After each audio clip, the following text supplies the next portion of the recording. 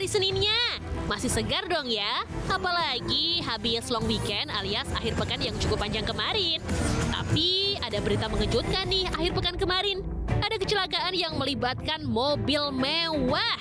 Aduh, sedih banget nih, terutama bagi orang-orang yang menjadi korbannya. Ternyata sahabat, kecelakaan yang melibatkan mobil mewah bukan cuma sekali dua kali aja.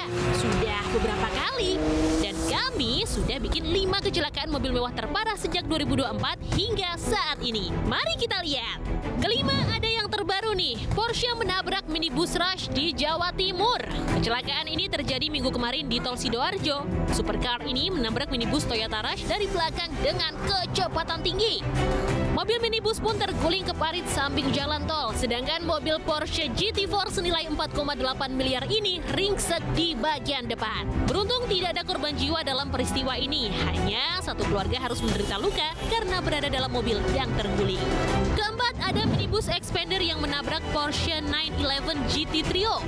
Kecelakaan ini terjadi di kawasan Pantai Indah Kapuk, Tangerang, Banten. Hilang kendali, pengemudi Expander menabrak Porsche yang sedang terparkir di dalam sebuah showroom. Yang jadi masalah, Porsche 911 GT Trio seharga 9 miliar ini masih baru ya sahabat. Masih fresh, tapi udah penyok-penyok. Dan ternyata si pengemudi Expander diduga menyetir dalam keadaan mabuk. Waduh, bikin masalah baru aja nih.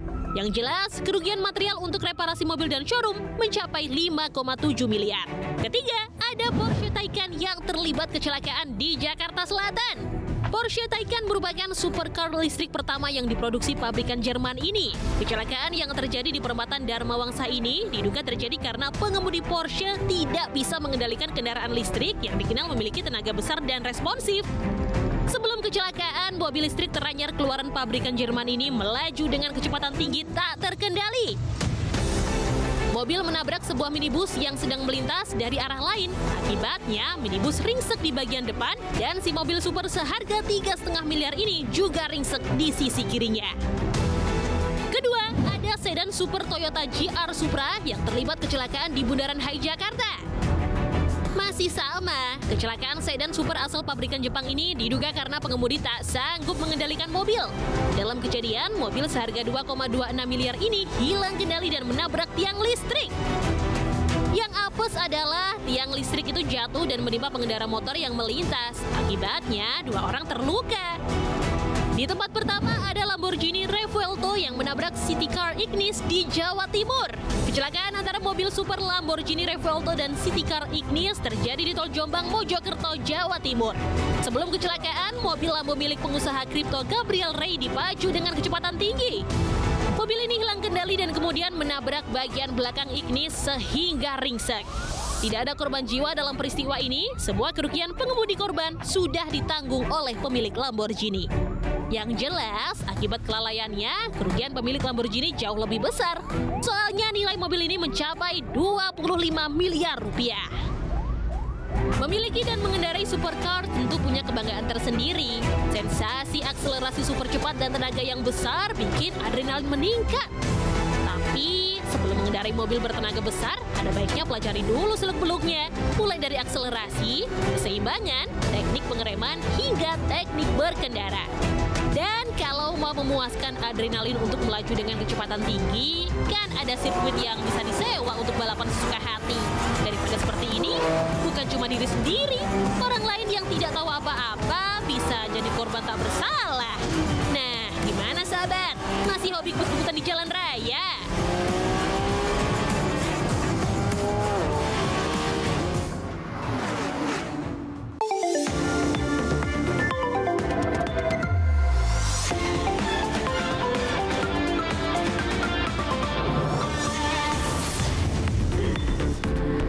Selamat malam sahabat RTV, balik lagi di Lensa Indonesia Malam bersama saya Doni Hermatra. Dan saya Felicia Bu, gimana nih sahabat RTV, udah pada tidur belum? Mudah-mudahan belum ya, dan juga tentunya sehat nih, apalagi baru pada habis libur panjang kan tuh. Benar banget, apalagi kan sekarang cuacanya nih lagi kurang enak banget ya. Kadang-kadang bisa panas banget, kadang bisa hujan tiba-tiba gitu ya. Pokoknya banyakin minum air putih, makan makanan yang sehat, jangan lupa vitamin gitu ya Don. Langsung aja kita ke Lensa Indonesia Malam, kali ini ada apa nih Cia? Ya, jadi ini Don, di informasi pertama kita ya, dari Pandeglang, Banten. Banten nih. Jadi ada ruangan kelas di SD Negeri Cikayas 3 tuh yang hancur berantakan nih Don. Karena plafonnya rubuh gara-gara angin kencang Don. Waduh, ini kasihan banget. Ini kira-kira ada korbannya apa enggak nih, Cia? Syukurnya nih Don, gak ada korban jiwa Don. Tapi ini kasihan banget nih Don. Karena anak-anak yang berada di kelas 2 ini yang belajar di ruangan itu tuh harus pindah ke ruangan lain tuh. Waduh, tapi ini pertanyaannya, ini plafon kok bisa tiba-tiba rubuh ya? Ini memang bangunan sekolahnya bangunan lama apa gimana nih, Cia? Nah ini ternyata ya kalau kata kepala sekolahnya nih, ternyata tuh dari tahun 2007 itu belum direnovasi lagi. Jadi ini kayaknya memang harus ada perhatian khusus nih. Jadi langsung kita lihat aja ya.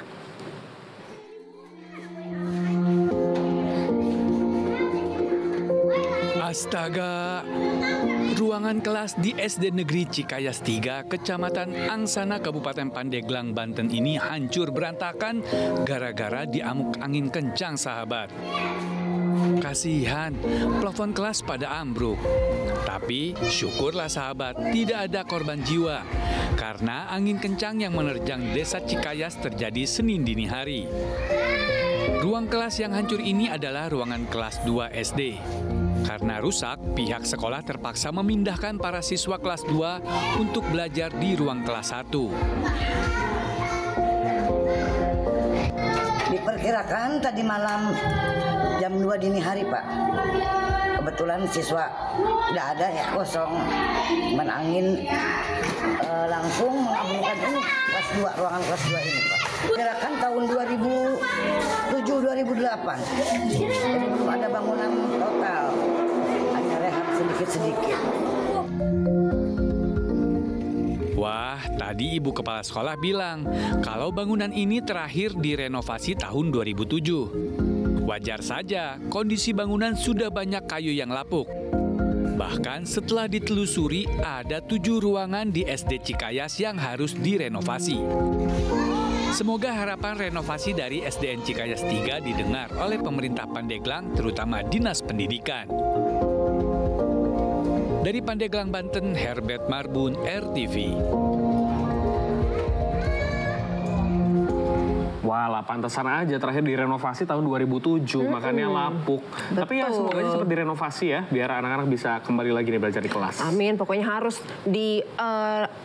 segera direnovasi deh pokoknya nih ya. Benar banget. Nah, kita selanjutnya ke informasi seputar haji nih. Sudah bayar mahal tapi ternyata gagal berangkat. Nah, ini nih yang dirasain sama ribuan jemaah haji furoda yang terpaksa harus gigit jari nih, Cia. Iya, ini kasihan banget ya Don, karena ternyata memang dari Kerajaan Arab Saudi ini udah meresmikan gitu ya, tidak mengeluarkan visa furoda tuh tahun ini. Nah, benar banget. Jadinya nih musim haji tahun ini menjadi musim haji paling mengecewakan nih bagi mereka yang udah menggelontorkan uang ratusan juta rupiah nih buat haji furoda ini. Tapi kira-kira bakalan ada ganti rugi nggak ya? Sahabat, ribuan jemaah haji furoda dibuat syok nih. Gimana enggak? Mereka gagal berangkat karena Kerajaan Arab Saudi nggak ngeluarin visa resmi furoda pada tahun ini. Penerbitan visa furoda ini berada di luar tanggung jawab pemerintah, melainkan murni menjadi urusan bisnis antara jemaah dan penyelenggara travel. Waduh, gimana nih? Padahal kan ongkos haji furoda mahal banget, berkali-kali lipat dibandingkan biaya haji reguler. Aliansi Pengusaha Haramain Seluruh Indonesia atau Aspirasi mengusulkan agar pemerintah melalui Kementerian Agama mengelola haji furoda secara mandiri. Tambahan kuota, jadi mereka rela untuk mengeluarkan itu semua atas untuk sebuah kesempatan bisa berangkat haji secara langsung, jadi tanpa menunggu, bisa berangkat tanpa menanti. Ya bagaimanapun visa undangan itu sifatnya kebijakan, jadi perolehannya tidak dapat dipastikan. Haji furoda merupakan ibadah haji lewat jalur undangan dari pemerintah Saudi. Biayanya bervariasi tergantung paket yang ditawarkan, mulai 300 jutaan sampai nyaris 1 miliar rupiah. Dengan ongkos yang segitu mahalnya, jemaah haji furoda tidak perlu antre di kuota haji pemerintah.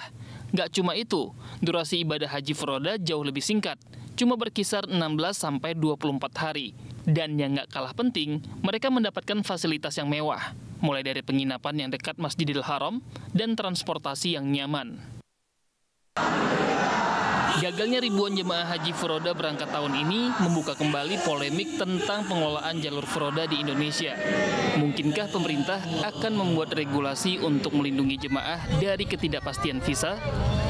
Dari Jakarta, Hendra Aryadi, RTV.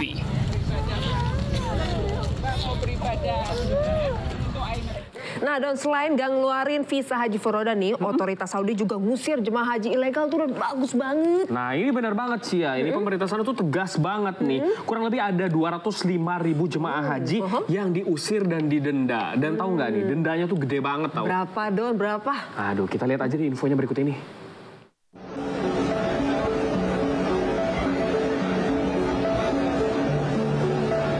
Udah deh, jangan nekat coba-coba jadi haji ilegal. Soalnya, Arab Saudi nggak main-main nih, bakal usir para jemaah haji ilegal. Sekarang aja udah lebih dari 269.000 orang yang dihentikan. Dan 205.000 diantaranya udah diusir. Mereka melakukan ibadah haji tanpa visa haji yang merupakan syarat utama. Mereka yang nekat melanggar didenda hingga $5.000 atau 81,2 juta rupiah. Nah loh, dendanya aja udah hampir sama dengan biaya haji reguler yang resmi. Belum lagi hukuman lainnya, seperti deportasi bagi siapapun yang terbukti melakukan ibadah haji tanpa izin. Kebijakan itu diterapkan kepada warga negara manapun, termasuk warga negaranya sendiri. Waspadalah. Saudi juga berhasil menggerebek sekitar 415 perusahaan penyelenggaraan haji palsu dan menyita lebih dari 5.000 kendaraan yang akan mengangkut jemaah haji ilegal. Langkah ini dilakukan karena untuk mengantisipasi banyaknya jemaah haji terlantar dan meninggal akibat cuaca panas ekstrim tahun lalu. Saat ini ada 1,4 juta umat muslim yang berada di Mekah secara resmi. Diperkirakan jumlahnya akan bertambah dalam beberapa hari mendatang.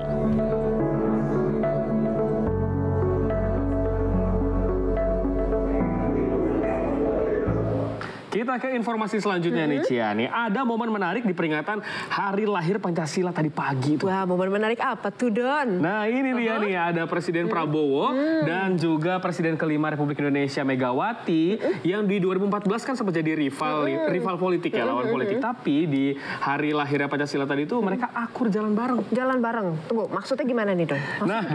Jadi pas upacara di Gedung Pancasila ini Pak Prabowo dan Ibu Megawati ini jalan berdampingan. Bahkan mereka ini sempat ngobrol dan bicaranya tuh akrab banget, pokoknya bikin adem deh. Tapi ini acting apa enggak nih? Kan namanya juga politik ya, Don. Beneran apa enggak kan beda-beda tipis gitu. Iya juga sih, tapi ya paling enggak ini di momen lahirnya Pancasila ini jadi lebih adem dikit lah ya. Jadi nggak usah ribut-ribut dulu, capek soalnya pusing juga nih. Tapi biar beda sikap, untuk lahirnya Pancasila ini tetap satu dong. Kita lihat informasinya. Komandan upacara memasuki tempat upacara. Ada momen menarik nih saat upacara kenegaraan memperingati Hari Lahir Pancasila di Gedung Pancasila nih sahabat. Laksanakan. Ini nih momennya. Presiden Prabowo Subianto dan Ibu Megawati Soekarno Putri jalan bareng masuk ke tempat upacara. Dan Wakil Presiden Gibran Rakabuming Raka berjalan di belakang Ibu Mega. Momen lainnya adalah saat Presiden Prabowo yang bertindak sebagai inspektur upacara menyebutkan Ibu Megawati di nama pertama di pembukaan amanatnya. Salam Pancasila. Yang saya hormati dan saya muliakan Presiden kelima Republik Indonesia, Profesor Dr. Honoris Causa Megawati Soekarno Putri yang juga sekaligus adalah Ketua Dewan Pengarah Badan Pembinaan Ideologi Pancasila. Wah, langsung deh momen ini rame di media sosial. Dalam komentar warganet, mereka mengapresiasi Prabowo dan Mega sebagai pemimpin bangsa yang tetap bersatu, meskipun ada perbedaan pendapat dan sikap politik antara keduanya. Ada juga yang mengapresiasi Wapres Gibran yang tetap berdiri di belakang kedua tokoh bangsa tersebut. Tapi di mana tokoh bangsa yang lain? Pak SBY, Pak Jokowi, kok tidak hadir di upacara ini? Kalau menurut pihak BPIP, Presiden ke-6 Pak SBY dan Presiden ke-7 Pak Jokowi juga diundang. Tapi yang bisa hadir hanya Presiden ke-5 Ibu Mega dan Wapres ke-6 Pak Tri Sutrisno. Dan yang terakhir, ada momen keakraban lain saat mereka makan siang usai upacara. Simak obrolan akrab mereka ya, sahabat. Ibu agak kurus, Bu. Waduh, luar biasa. Ibu kurus. Ibu berhasil. Oh iya, sih. Tapi sih mana? Dietnya berhasil. Lama gue ini katanya. Kalau pagi kopi, Bu. Akrab kan? Ya mau ditafsir-tafsir sendiri, monggo aja. Tapi yang pasti, demi Pancasila, kita harus tetap bersatu. Dari Jakarta, Tim Liputan, RTV. Waduh, luar biasa.